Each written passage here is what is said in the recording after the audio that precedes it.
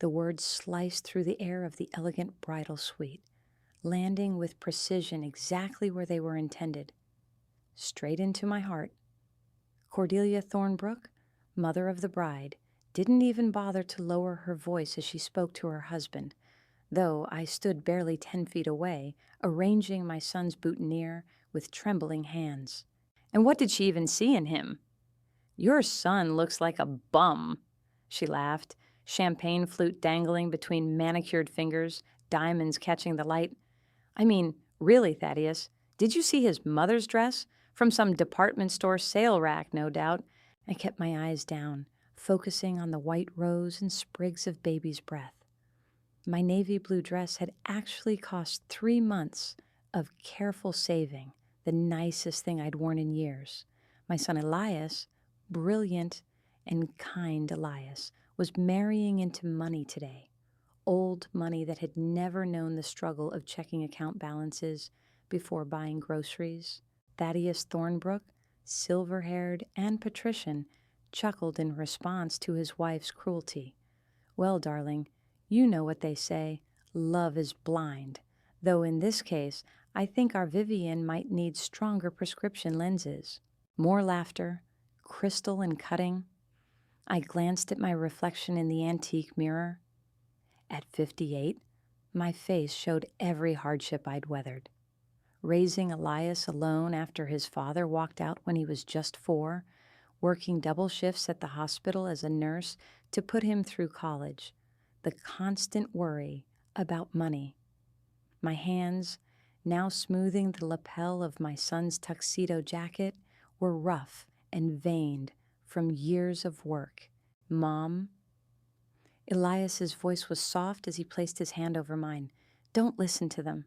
My son stood before me, handsome in his perfectly tailored tuxedo, a gift from the Thornbrooks, who couldn't bear the thought of him wearing something rented.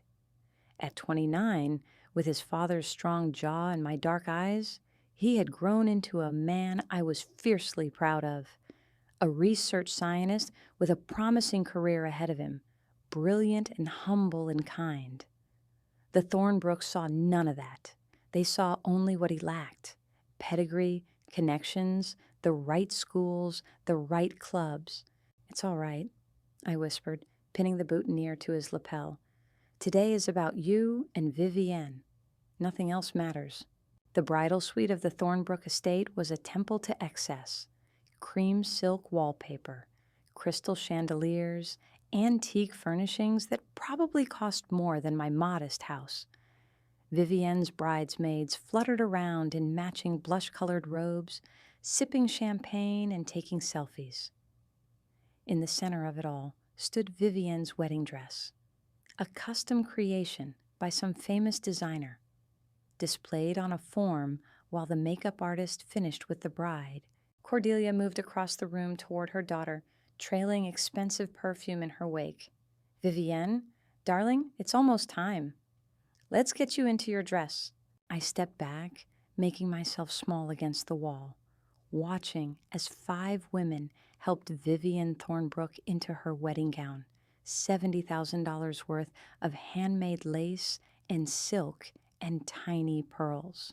She was beautiful, there was no denying that, with her mother's elegant bone structure and pale blonde hair.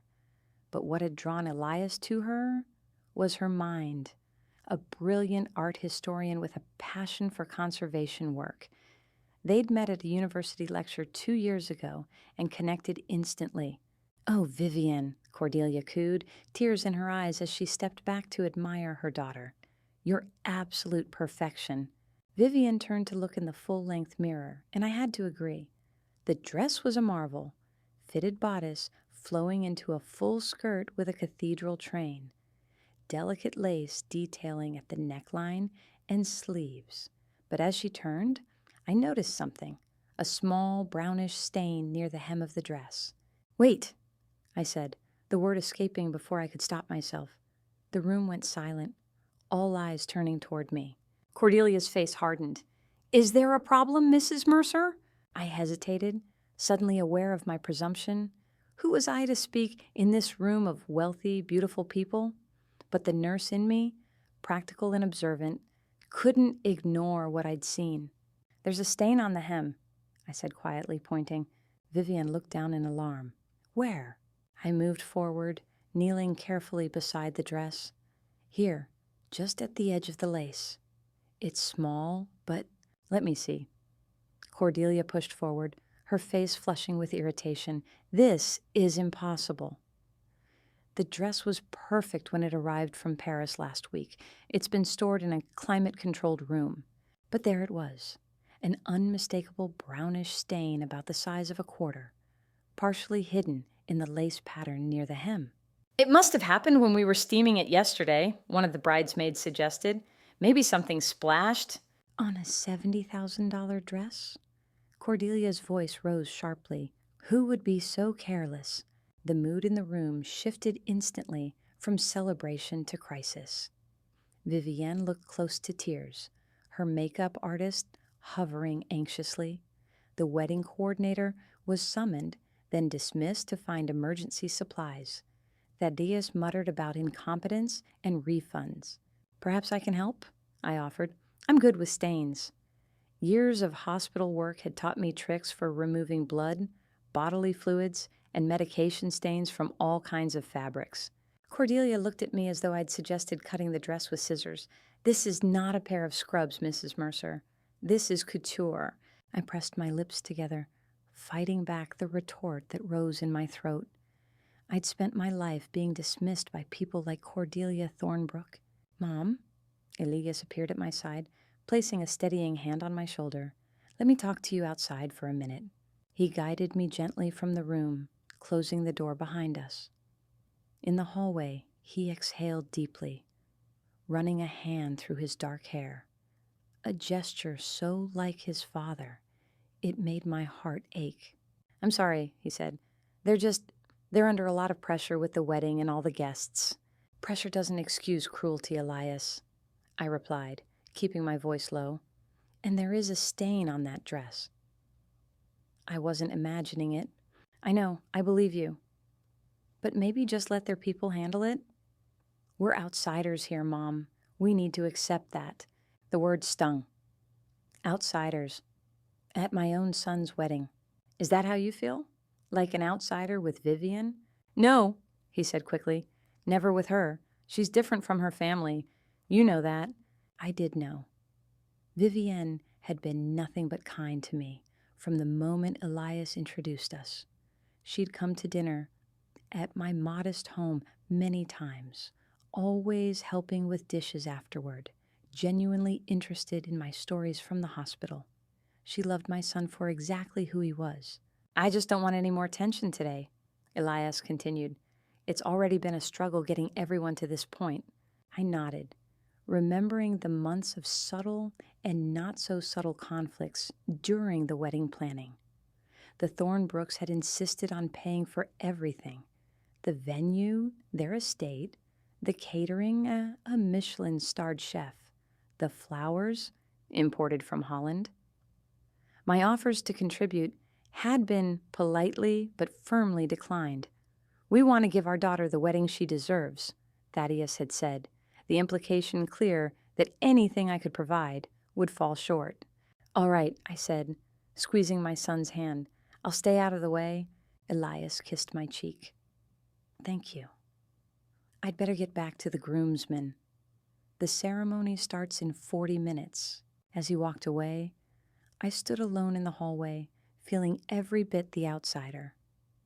I thought of my late mother, who had always told me to hold my head high, no matter the circumstances. "Your dignity is the one thing no one can take from you," she'd say. I straightened my shoulders and decided to find a quiet spot to collect myself before the ceremony. Walking through the Thornbrook mansion, I passed rooms larger than my entire apartment, artwork that belonged in museums, furniture that had probably been in their family for generations. The wealth was staggering, oppressive in its abundance. I found myself in a small sitting room, mercifully empty. Through the window, I could see the garden where the ceremony would take place, Rows of white chairs on the manicured lawn, an arbor dripping with white roses and greenery, string musicians setting up near the stone pathway. It was objectively beautiful, a scene from a fairy tale. And yet, I felt a deep unease. My phone buzzed in my clutch. A text from my sister, Joanna, who was driving up for the ceremony. Traffic terrible. Might be a few minutes late. Save me a seat. I texted back quickly, then checked the time. 30 minutes until the ceremony. I should rejoin the wedding party. Take my place as mother of the groom, smile through the condescension and barely veiled insults. For Elias, for my wonderful son who deserved every happiness. As I turned to leave, the door opened and Vivian burst in, still in her wedding dress, face flushed with distress. "Mrs. Mercer," she exclaimed, "I've been looking everywhere for you." "Vivian, what's wrong? Shouldn't you be finishing your preparations?" She closed the door behind her, leaning against it as though barricading us in. "I needed to talk to you, away from my mother, from everyone." I moved toward her, concerned by the wild look in her eyes. "What is it, dear?" "The stain," she said, her voice dropping to a whisper. "It's not the only one. There are others, and I think they're getting worse." "What do you mean?" "Look," she said, gathering up a section of her skirt to reveal another small brownish mark, similar to the one I'd spotted earlier. "This wasn't here 20 minutes ago. And there's another one starting on the sleeve." I examined the new stain, frowning. It did look fresh, as though it had just appeared. "Maybe it's something in the fabric reacting to the air or light," I suggested. "I've seen certain dyes do strange things over time." Vivian shook her head, tears threatening to spill onto her carefully made-up face. "No, it's something else. I know what these stains are." There was something in her voice, a certainty tinged with fear, that made my skin prickle. "What are they, Vivian?" She met my eyes directly, her blue gaze intense. "Blood. It's blood, Mrs. Mercer." I blinked, sure I'd misheard her. "Blood? That's not possible. How would blood get on your dress?" "Not fresh blood," she clarified. "Old blood. Blood that was spilled a long time ago." She paused, swallowing hard. "I believe my dress is cursed. If any other bride had said this to me, I might have attributed it to pre-wedding nerves or superstition, but Vivienne was the most level-headed young woman I knew, rational, scholarly, not prone to flights of fancy. "Cursed? Vivian, I don't understand." She glanced nervously at the door, then lowered her voice further. "The lace on this dress comes from an antique wedding gown. 18th century, French. It belonged to my family, a distant ancestor. My mother insisted we incorporate it into my dress for tradition." "And you think this lace is cursed?" "I know how it sounds," she said. "But the bride who originally wore this lace, her husband was murdered on their wedding night, stabbed to death in their bedroom. She was accused of the crime, though she maintained her innocence." I felt a chill despite the warm summer day. "That's a tragic story, but my mother doesn't know I know this," Vivian continued. "The full story is a sort of family secret. The bride was executed, but before she died, she swore that the bloodstains would never come out of her wedding dress, no matter how many times it was washed. She said the stains would appear for any bride who wore it if—" She trailed off. "If what, Vivian?" She looked away. "If there was betrayal in the marriage?" I didn't know what to say. This sounded like something from a Gothic novel, not real life. "Vivian, are you having doubts about marrying Elias?" I asked gently. "No." Her response was immediate, emphatic. "I love your son more than anything. He's the best man I've ever known." "Then what betrayal are you worried about?" She twisted her engagement ring, an elegant diamond that had been Thaddeus's grandmother's. "It's not from me or from Elias. It's..." She hesitated again. I think there's something my parents aren't telling us. Something about why they've been so against our marriage from the beginning, even while paying for this extravagant wedding. Now we were getting somewhere. I'd wondered why the Thornbrooks, who clearly disdained me and found Elias lacking, would spend such a fortune on a marriage they didn't approve of. What do you suspect? I asked. I don't know exactly. But I've overheard conversations, phone calls my father has made. There's something about Elias's father. My heart skipped a beat. Camden Mercer had walked out of our lives 25 years ago, leaving nothing but debts and broken promises. I'd told Elias the basic facts, that his father had abandoned us, but spared him the painful details of Camden's gambling addiction, his affairs, the threats from debt collectors that had forced us to move in the middle of the night when Elias was 5. What about his father? I asked, my mouth suddenly dry. I don't know the details, but I think my parents know something about him, something they're using as leverage. There was a sharp knock at the door, making us both jump. Vivian? Cordelia's voice, impatient and commanding. Are you in there? Everyone is looking for you. The ceremony starts in 15 minutes? Vivian gave me a panicked look.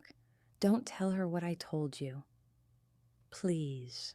I nodded, and she composed herself quickly before opening the door. Mother, I was just having a moment with Mrs. Mercer. Cordelia's eyes narrowed as she looked from her daughter to me. How touching.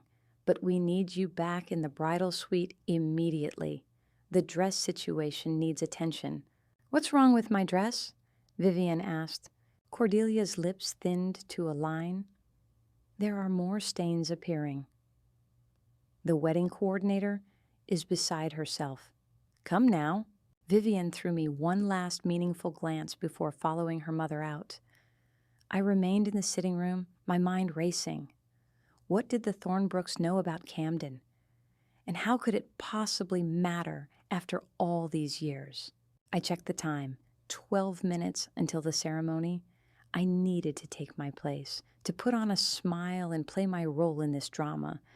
But Vivian's words echoed in my mind, along with the disturbing image of bloodstains appearing on a wedding dress. As I made my way back to the garden, I passed the open door of what appeared to be a study.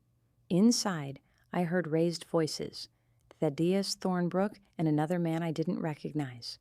It's taken care of, Thaddeus was saying. The transfer went through this morning. He's agreed to stay away. And if he doesn't? The other man asked. He will. $75,000 is a lot of money for a man in his position. I froze. $75,000. That was more than I made in a year at the hospital. What was Thaddeus Thornbrook paying someone to stay away? A terrible suspicion formed in my mind. I continued walking, not wanting to be caught eavesdropping, but my thoughts were in turmoil. If my suspicion was correct, the Thornbrooks had done something unforgivable. Outside in the garden, guests were being seated by ushers in formal attire. The string quartet played softly, white rose petals scattered along the stone path where Vivian would walk to meet Elias at the altar. Everything was picture perfect, a testament to wealth and privilege. And yet, beneath the surface, something was very wrong. I found my assigned seat in the front row, directly across from where Cordelia would sit. A young usher helped me, treating me with the deference due to the mother of the groom, though I could feel curious eyes on me. The outsider, the nurse in her department store dress amid society's elite. Lillian. A familiar voice spoke my name, and I turned to see my sister Joanna hurrying toward me, elegant even in her rush, her silver-streaked dark hair coming loose from its chignon. You made it, I said, embracing her with relief. Joanna was my rock, the one person I could trust implicitly. Barely. The traffic was a nightmare. She took the seat beside me, glancing around at the opulent setting with raised eyebrows. My God, Lily. This is something else. It's too much, I whispered, and there's something strange going on. What do you mean? Before I could explain, the music changed, signaling the start of the ceremony. The guests quieted as the bridesmaids began their procession, floating down the aisle in blush-colored silk. Then Elias appeared with the minister, taking his place at the altar, handsome and solemn in his tuxedo. My heart swelled with love and pride at the sight of him. The music swelled, and everyone stood as Vivian appeared on her father's arm. She was radiant despite her earlier distress, her face composed into a serene smile beneath her veil. Thaddeus Thornbrook walked stiffly beside her, his face a mask of aristocratic pride. As they passed where I stood, I noticed something that made my breath catch. New stains on the skirt of Vivian's dress, small but unmistakable, brown against the pristine white. Cordelia, several rows ahead, saw them too. I watched her face tighten with dismay. The ceremony proceeded, the minister speaking of love and commitment as golden afternoon light filtered through the trees. Elias and Vivian exchanged their vows with clear voices full of genuine emotion. Looking at them, it was obvious they truly loved each other, despite the circumstances surrounding their union. But I couldn't focus fully on the beautiful moment. My mind kept returning to what I'd overheard in the study, to Vivian's strange tale about cursed lace, to the mysterious stains that continued to appear on her dress.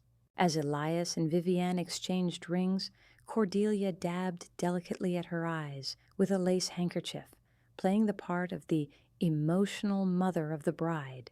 Thaddeus stood rigidly beside her, looking more like a man enduring a business meeting than watching his only daughter marry.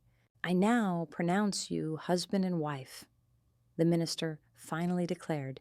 "You may kiss the bride." Elias lifted Vivian's veil and kissed her tenderly, and the guests erupted in applause.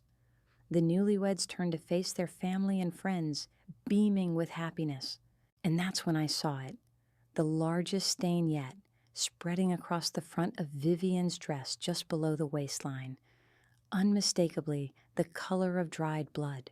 Gasps rippled through the crowd. Vivian looked down, her smile faltering.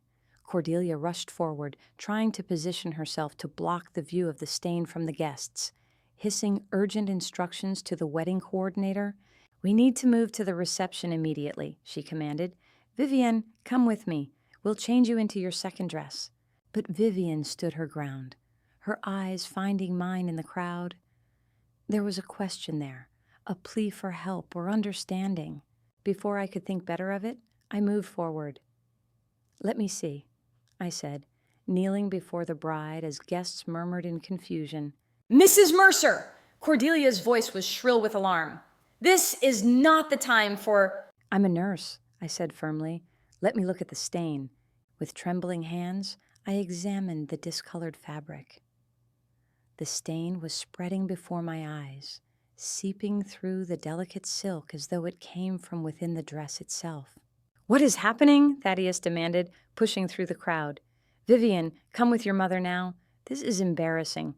But Vivian remained still, allowing me to inspect the dress. "What do you see?" she whispered. I looked closer, noticing a pattern to the stain. It wasn't random, as I'd first thought, but formed distinct shapes. Letters. A word was emerging in the stain, barely legible but unmistakable once I saw it. Truth. A chill ran through me. Cursed lace or not, something extraordinary was happening. I looked up at Vivian, then at my son, who had moved to stand protectively beside his new wife. "There's writing in the stain," I said, loud enough for those nearby to hear. "It says, 'Truth.'" "This is absurd!" Thaddeus blustered. "It's clearly just a defect in the fabric. Cordelia, get her out of here." But now others were looking, confirming what I'd seen. The word was becoming clearer, the stain darker. "What truth?" Elias asked, looking bewildered. "What's going on?" Vivian turned to her father, her face set with newfound determination. "Tell him, father.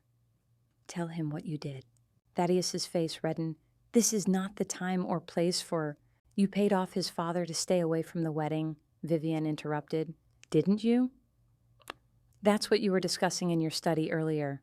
All eyes turned to Thaddeus, whose aristocratic composure was rapidly crumbling. Is this true? Elias asked, his voice steady despite the shock evident on his face. You paid my father? I stood up slowly, my knees protesting after kneeling on the hard ground. Camden is here? In town? Thaddeus Thornbrook looked cornered, his eyes darting between his daughter, Elias, and the confused guests. Cordelia stepped forward, placing a restraining hand on her husband's arm. Thaddeus, don't, she warned. But it was too late. The damage was done.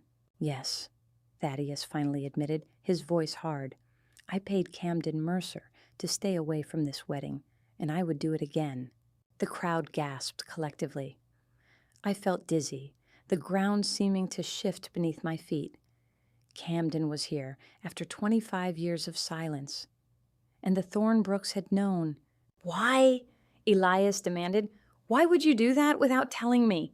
Because we knew what it would do to this family if he showed up, Cordelia interjected.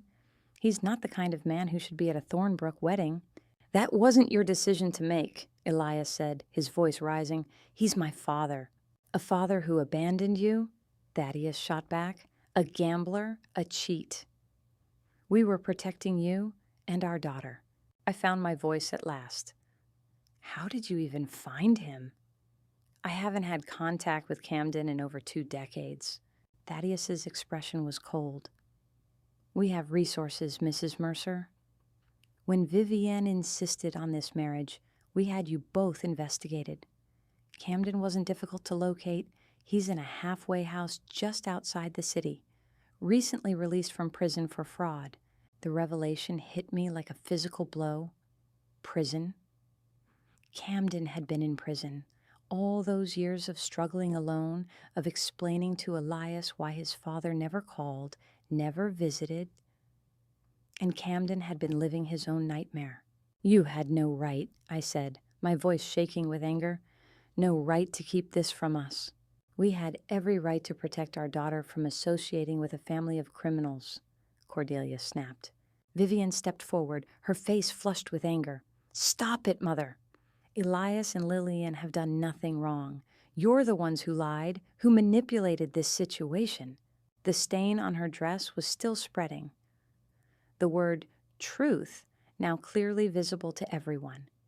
Some guests were backing away, others leaning in with morbid fascination. The perfect Thornbrook wedding was disintegrating before our eyes. Where is he now? Elias asked, his voice tight with controlled emotion. Where is my father? Thaddeus hesitated, then said, I imagine he's on a bus out of town by now. The agreement was that he would leave immediately after receiving payment. The agreement, Elias repeated, disgust evident in his voice. You speak as though this was a business transaction. Everything is a business transaction, son, Thaddeus replied coldly. The sooner you learn that, the better off you'll be. I am not your son, Elias said. And if this is how your family conducts itself, I'm glad of it.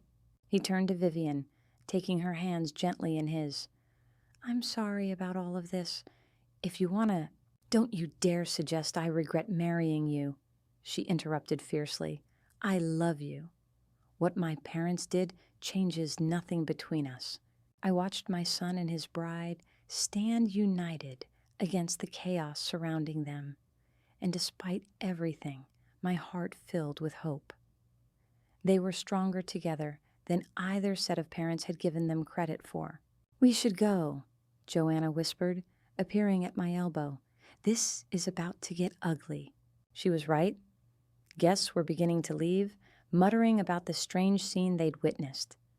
The Thornbrooks' carefully cultivated social image was crumbling in real time.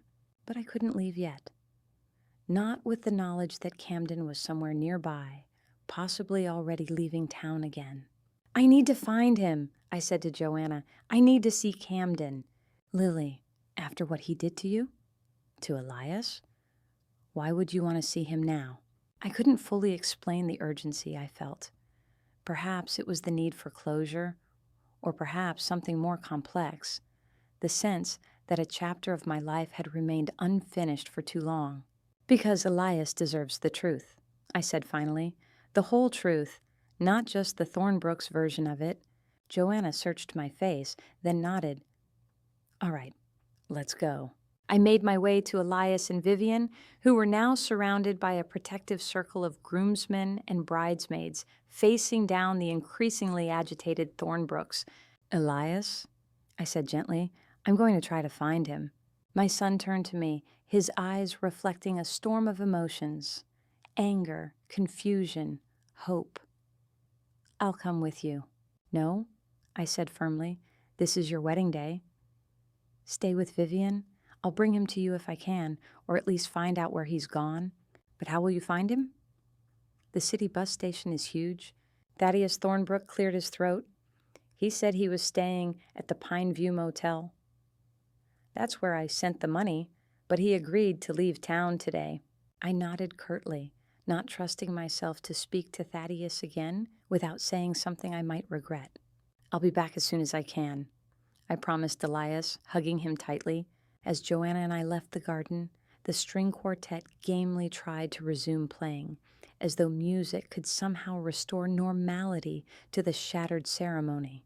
Behind us, I could hear Cordelia's strident voice directing staff to usher guests to the reception area, to serve champagne, to salvage what remained of her perfect day.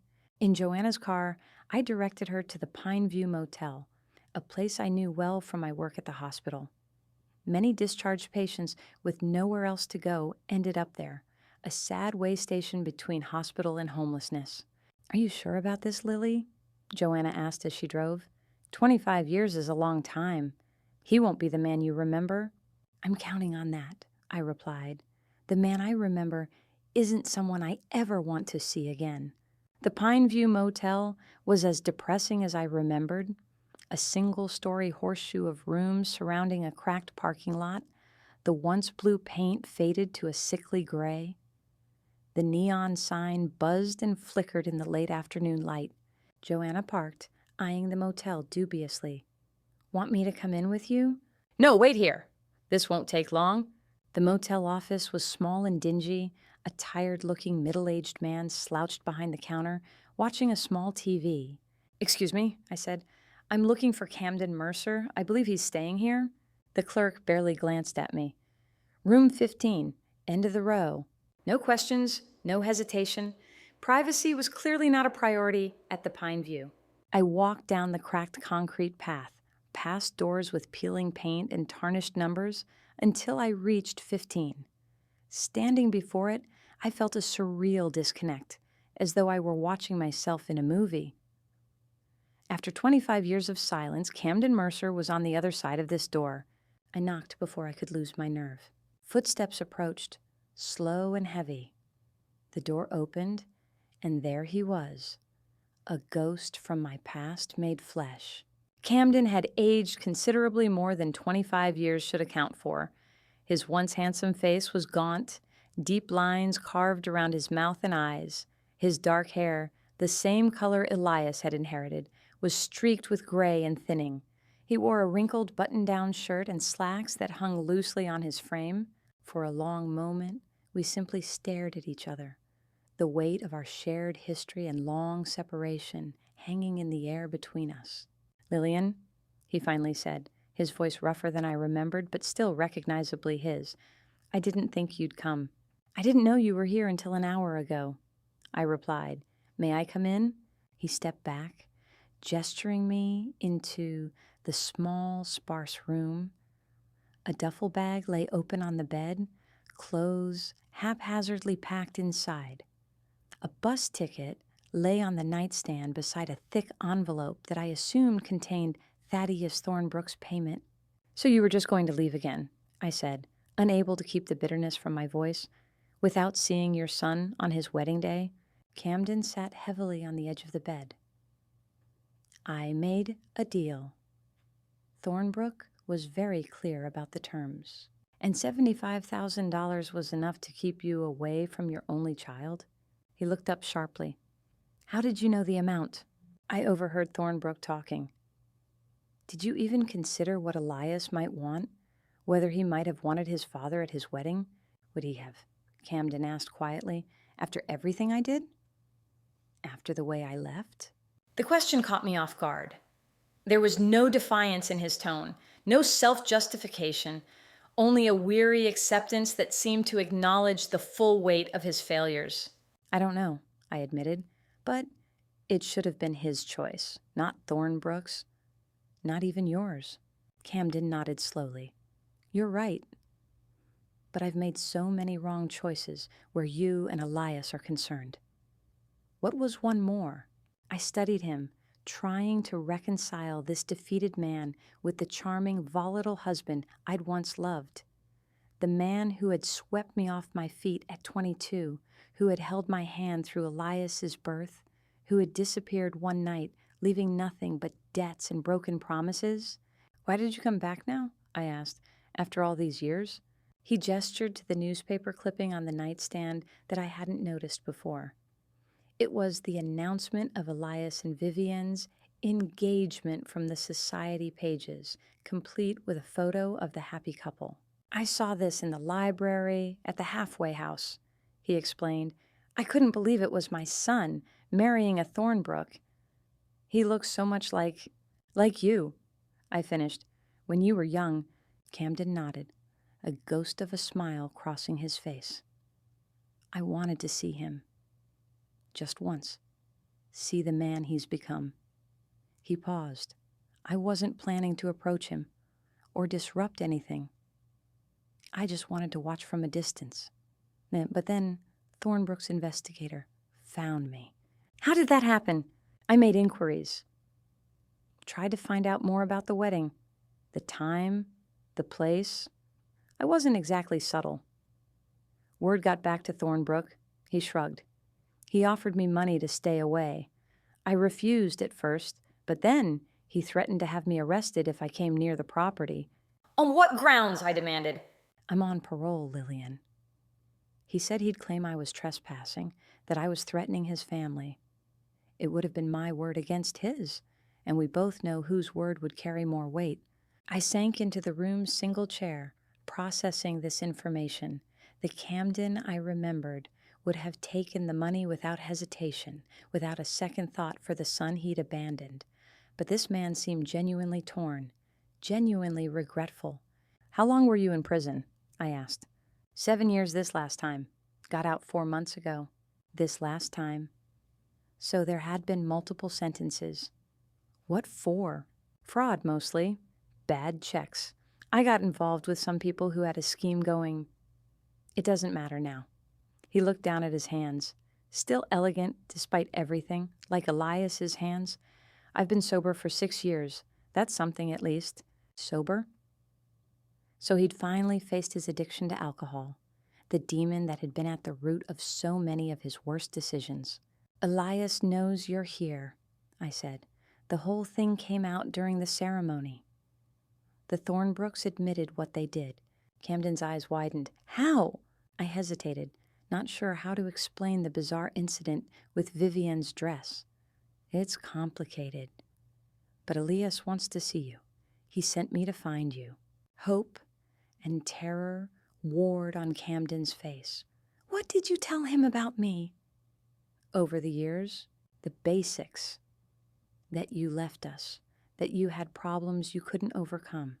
I didn't lie, but I didn't tell him the worst of it. The worst of it. The gambling debts that had brought dangerous men to our door. The night I'd found Camden unconscious from alcohol poisoning with 4-year-old Elias trying desperately to wake him. The women he'd brought to our home when he thought I was working night shifts. Thank you for that, he said quietly. I stood up, suddenly impatient with the heaviness of the past that filled the small motel room.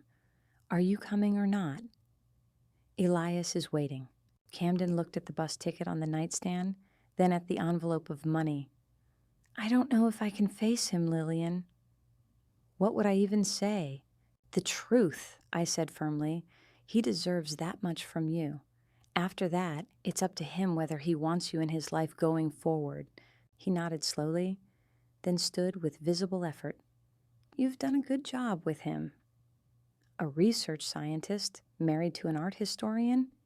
He's everything I'm not. Yes, I agreed, he is. Now, come on. As we walked to Joanna's car, Camden moved with a slight limp I hadn't noticed before. Another souvenir from his troubled life, I supposed. Joanna's expression when she saw Camden was a study in controlled fury. She had been there through everything, the midnight moves to escape debt collectors, the tears, the struggle to rebuild our lives after Camden's desertion. "Joe!" Camden acknowledged her with a nod. "Camden?" Her voice could have frozen water. "Well, you look like hell." A surprised laugh escaped him. "Good to see you too, Joanna." The drive back to the Thornbrook estate was tense, the silence broken only by my occasional directions to Joanna. Camden stared out the window, his expression unreadable as we passed through neighborhoods increasing in affluence, culminating in the tree-lined private drive that led to the mansion. "Jesus," he muttered as the house came into view. "Our son married into this?" "Vivian is nothing like her parents," I said defensively. "She loves Elias for who he is. Her family's wealth has nothing to do with it." Camden nodded, but I could see the doubt in his eyes. He'd spent his life chasing money through increasingly desperate and illegal means. The idea that someone could dismiss wealth so easily was probably incomprehensible to him. As we approached the house, it was clear that many of the wedding guests had departed, their expensive cars no longer lining the circular driveway, but lights blazed from within, and I could hear music playing faintly, the reception continuing despite the earlier drama. "Wait here," I told Camden as Joanna parked. "I'll find Elias." I entered through a side door, not wanting to parade Camden through the main reception. The mansion was a flurry of activity, staff clearing plates, guests clustered in small groups exchanging whispered conversations that stopped abruptly when they noticed me. I found Elias and Vivienne in a small library off the main hall, sitting close together on a leather sofa. Vivienne had changed out of her wedding dress into a simpler white gown, elegant but unadorned. Elias had loosened his tie, his formal composure giving way to visible exhaustion. "Mom," he said, standing quickly when he saw me, "did you find him?" I nodded. "He's outside. I didn't want to bring him in without speaking to you first." Vivian squeezed Elias's hand supportively. "Do you want me to come with you?" Elias hesitated, then shook his head. "I think I should do this alone first." He turned to me. "Thank you for bringing him, Mom. I know this can't be easy for you." "Nothing about today has been easy," I replied with a wry smile. "But you're right. This is between you and your father now." I led Elias through the house and out to where Joanna's car was parked. Camden stood beside it, shoulders hunched, looking profoundly out of place against the manicured perfection of the Thornbrook estate.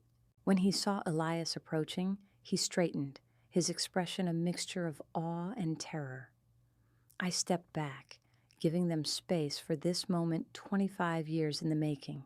"Dad?" Elias's voice held a question, as though he couldn't quite believe the man before him was really his father. Camden's eyes filled with tears. "Elias, you look like you," Elias finished, his voice steady. "Mom always said I did." They stood facing each other, neither moving to bridge the physical distance between them. I watched my son, confident, brilliant Elias, struggling to reconcile the father he'd imagined with the broken man before him. "Why did you leave us?" Elias asked finally, the question direct and uncompromising. Camden flinched but didn't look away. "Because I was a coward. Because I was an addict who couldn't face his responsibilities. Because I convinced myself you and your mother would be better off without me." He paused. "I was right about that last part, at least." "That wasn't your decision to make," Elias said, echoing what I'd said earlier. "I needed a father." "You're right. I have no excuses, son, only regrets." Elias was silent for a long moment, studying the man who had given him life and little else. "Were you really going to take Thornbrook's money and leave town without seeing me?" Camden looked down. I told myself it was for the best. That showing up would only cause pain, but the truth is, I was scared. Scared to face what I'd done to you, what I'd missed, and now I'm still scared. But I'm here. If you want to talk, if you have questions, I'll answer them, all of them, honestly. That's the least I can do. Elias nodded slowly. I have a lot of questions, but not today. Today is my wedding day, and I should be with my wife. He hesitated, then added, but I would like to see you again. Maybe next week. The hope that bloomed on Camden's face was almost painful to witness. I'd like that. I'm not going anywhere. The Thornbrooks' money? Elias asked, gesturing to the envelope visible in Camden's pocket. I'll return it, Camden said without hesitation. It was wrong of me to take it. I was surprised by his answer. The Camden I'd known would never have voluntarily parted with such a sum. Keep it, Elias said after a moment. Use it to start over. Get a decent place to live, some new clothes, be the kind of man who shows up when he says he will. Camden nodded solemnly. I will. I promise. Your promises haven't meant much in the past, Elias said, but without rancor. Actions matter more. From the house, Vivian appeared, walking toward us with graceful determination, despite the watchful eyes of staff and remaining guests visible through the windows. Elias, she called, is everything all right? He turned, extending his hand to her as she reached us. Vivian, this is my father, Camden Mercer. Dad, this is my wife, Vivienne. Camden straightened, making a visible effort to compose himself. It's an honor to meet you, Vivian. Congratulations on your marriage. Vivian studied him with the same direct gaze she'd inherited from her father, but without Thaddeus's coldness. Thank you, Mr. Mercer. I wish we were meeting under better circumstances. Please call me Camden. And any circumstance where I get to see my son married to someone he clearly loves is a good one in my book. Vivian's expression softened slightly. You should join the reception. There's plenty of food, and we're about to cut the cake. Camden glanced at me, clearly uncertain. I don't think your parents would appreciate that. My parents will have to deal with it, Vivian said firmly. This is our wedding, not theirs. Despite what they may think, I marveled at her strength, her willingness to stand against her family's prejudices on what should have been the happiest day of her life. I'd be honored, Camden said, but I don't want to cause any more disruption. Maybe another time. Elias looked at his father thoughtfully, then at Vivian. I think that's best. We'll have dinner next week, just the four of us.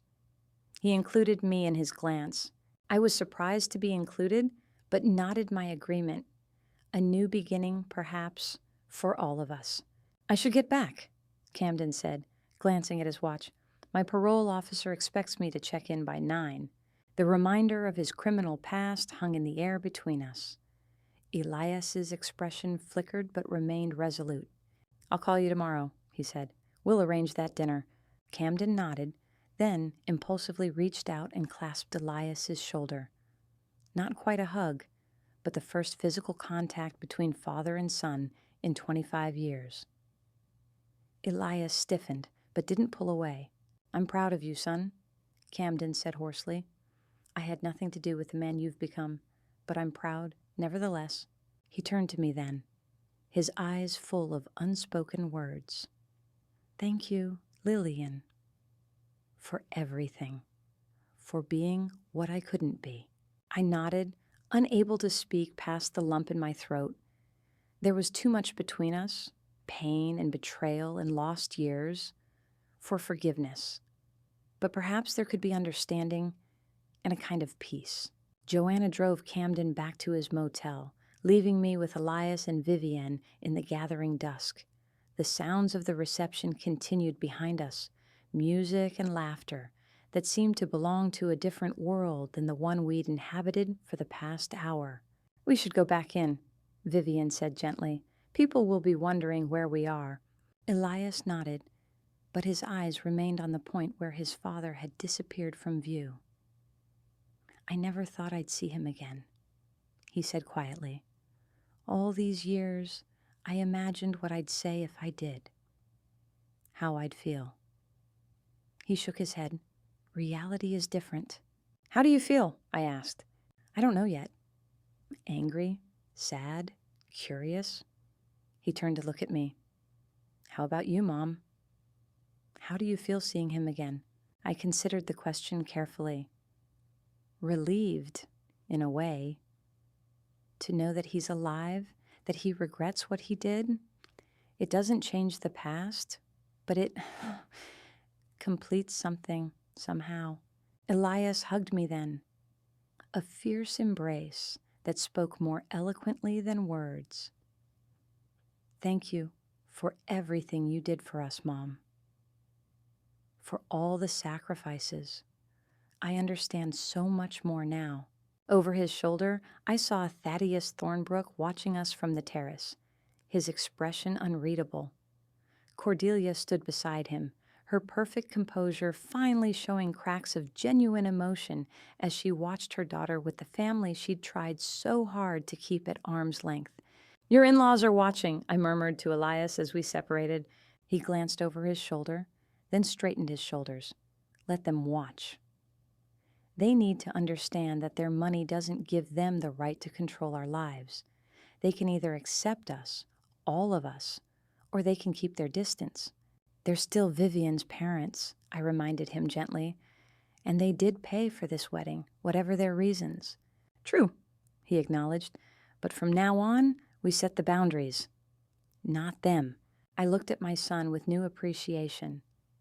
The day's events had revealed strengths in him I hadn't fully recognized before, a steely resolve beneath his gentle, scholarly exterior, a capacity for forgiveness balanced with clear-eyed realism. These would serve him well in navigating life with the Thornbrooks as in-laws. "Shall we?" Vivian said, linking her arm through Elias's.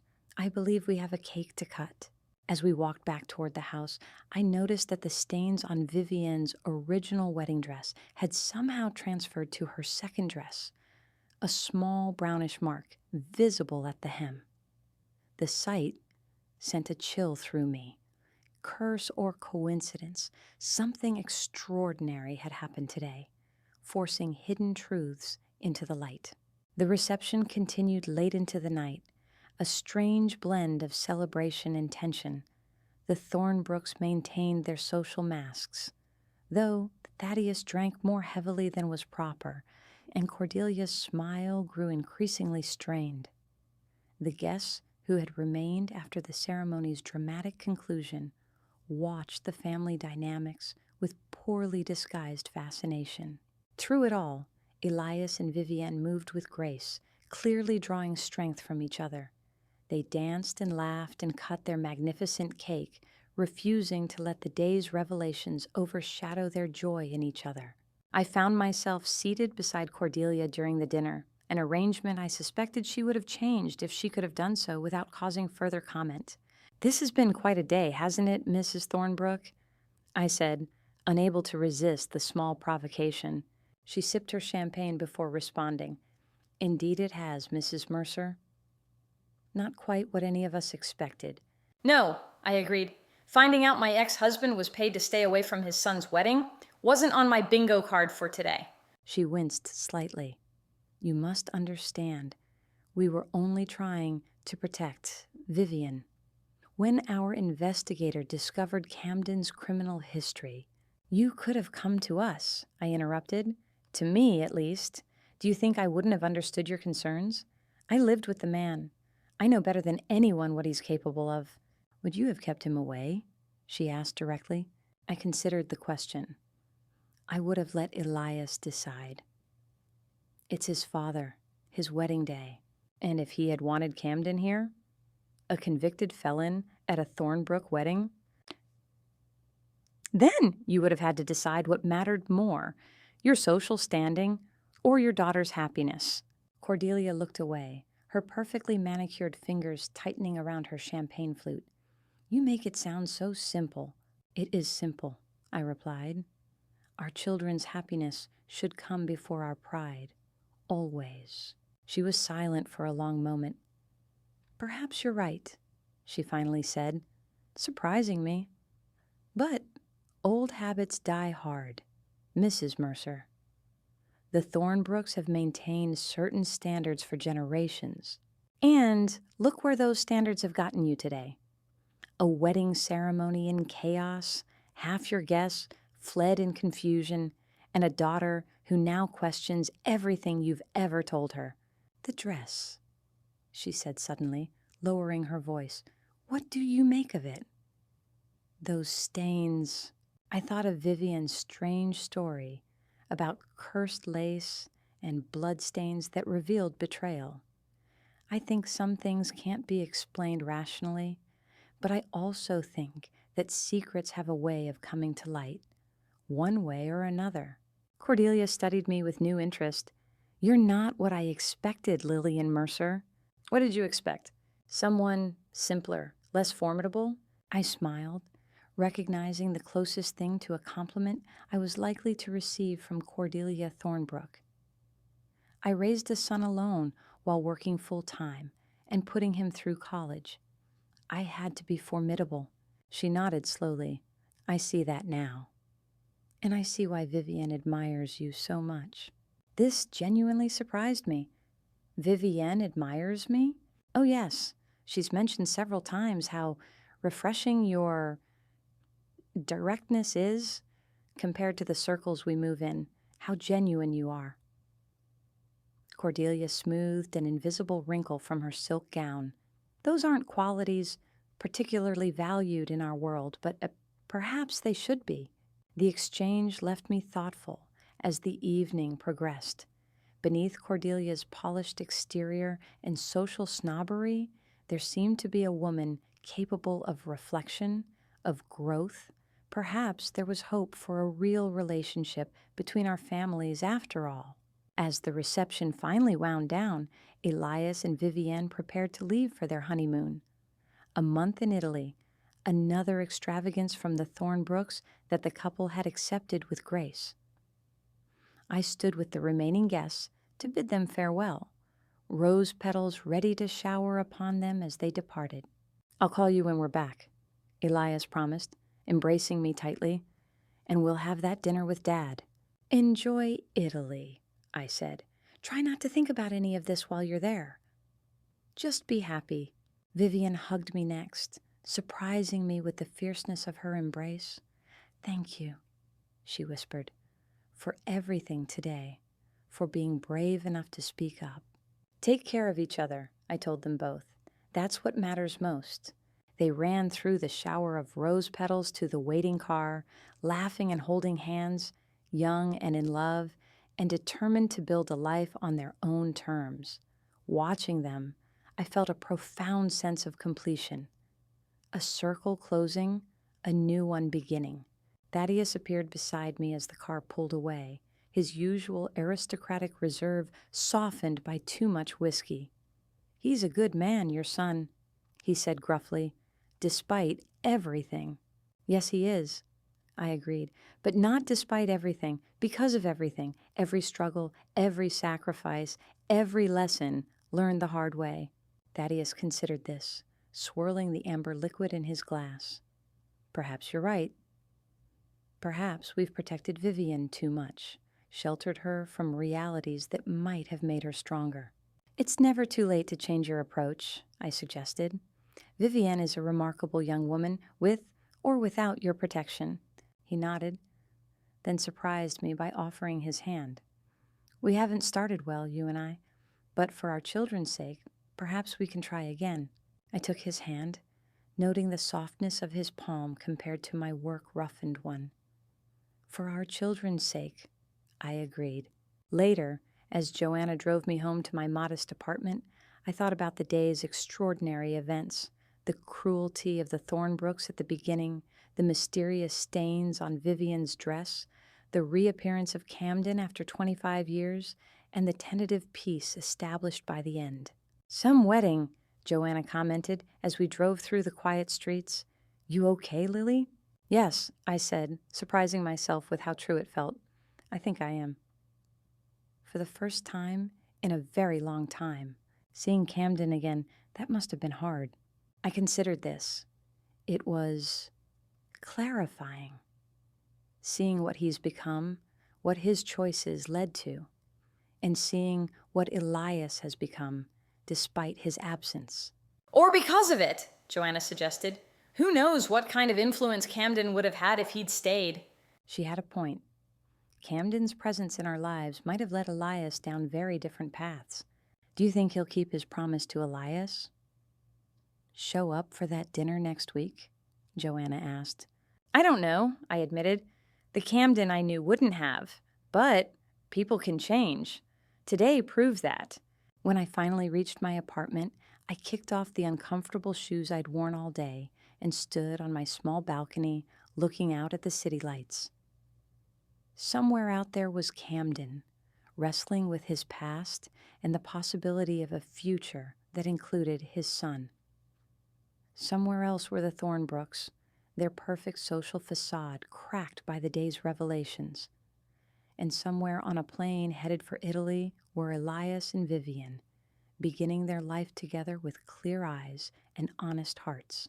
As for me, I felt lighter somehow. The burden of the past seemed less heavy, the future more open with possibility. Today had forced hidden truths into the light, painful truths, but necessary ones.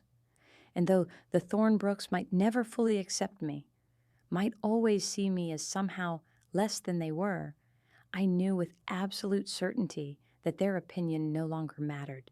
What mattered was that my son was happy, that he had found someone who loved him for exactly who he was. What mattered was that we had faced the past together and emerged stronger. What mattered was truth, however painfully it came to light. The stain on Vivian's wedding dress had revealed more than just the Thornbrooks' deception. It had revealed the strength that runs deeper than money or social standing, the strength of love, of honesty, of facing the past without flinching. That was a lesson worth all the pain of the day, a truth worth $70,000 and more. I smiled into the night, feeling at peace with the past, and ready for whatever the future might bring. Some stains, it seems, are worth examining more closely. Some truths worth telling, no matter the cost.